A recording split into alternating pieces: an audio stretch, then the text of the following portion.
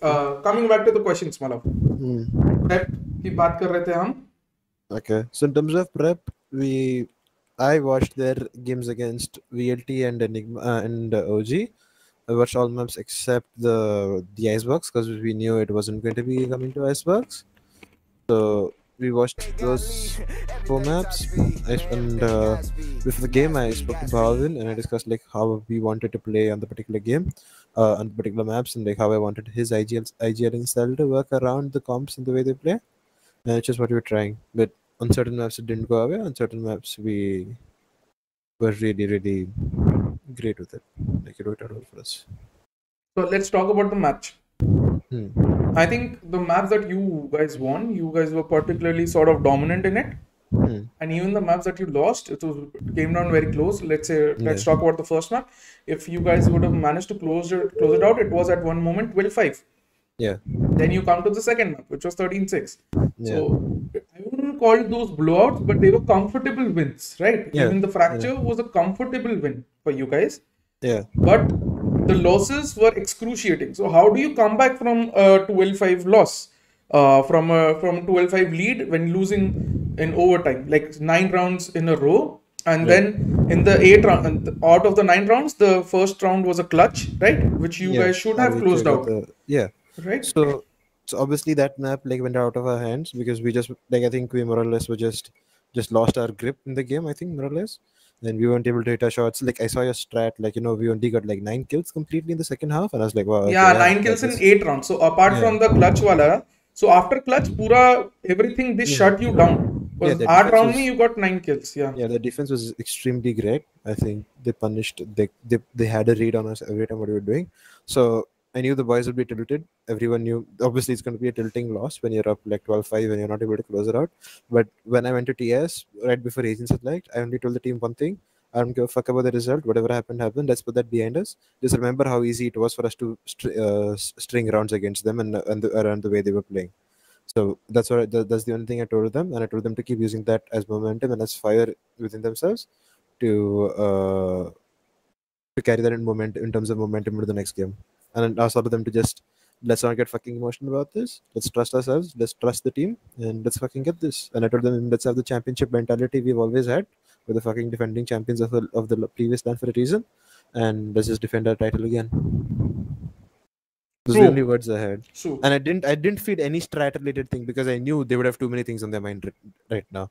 And I would just leave whatever I discussed it to Bhavin. True. I guess people really overrate all these things. Sometimes you don't need to be tactical, right? All you need is just to remind them of who they are. Champions, right? Yeah, that's the only thing I did. Like, and it's always something that Vatsal told us, like, y'all are fucking champions.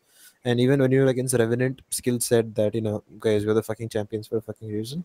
And so yeah, that's the only thing we used really to keep the boys in it for the next few games. And the boys did the perfect job, Like there were tilting moments for sure, but it's okay, they got it. In the end, they closed it out, which is great. So now this perfectly flows into my next question. 2 lands, 2 championships. Yeah. The next one is probably going to be held very soon. Yeah. 3 out of 3?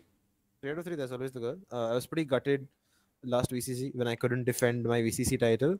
I think I told C at the time that, I want a threepeat. I wanted like the Chicago Bulls, like, you wanted to be historic, like you wanted to be good, but I couldn't get it. So if not VCC, then obviously land wins are what we're looking for. Yeah.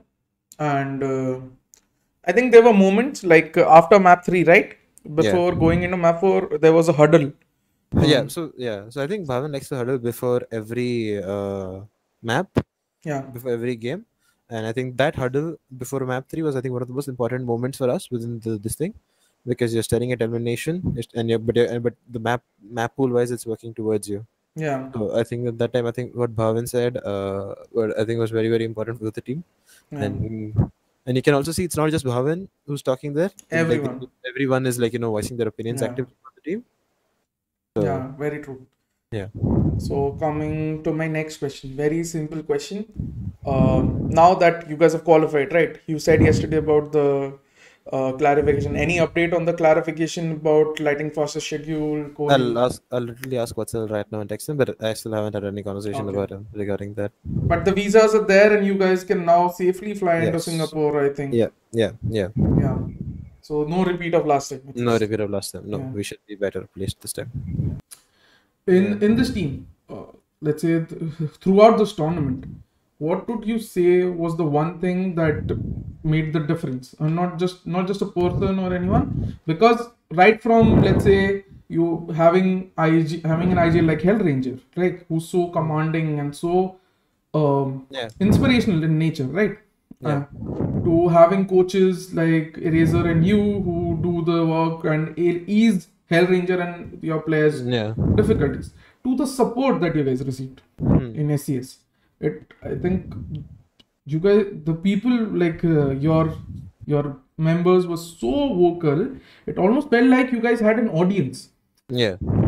Yeah, I mean, it's always been like a support. But I think honestly, what was like coming into original question is like what worked for you guys this tournament. I think everyone in the team had a very clear goal in their mind, and we were all working for the same thing. It was APAC challenges, be it lanes, be it playoffs, obviously groups. I mean, but obviously you're looking for the group stage. So when you have a clear, determined goal with what everyone wants, that's just what keeps you going, and it's always at the back of your head. Yeah. So that's what kept us going as a squad, and we just kept using that to our advantage because who doesn't want to fucking go to champions, go to Masters champions anyways.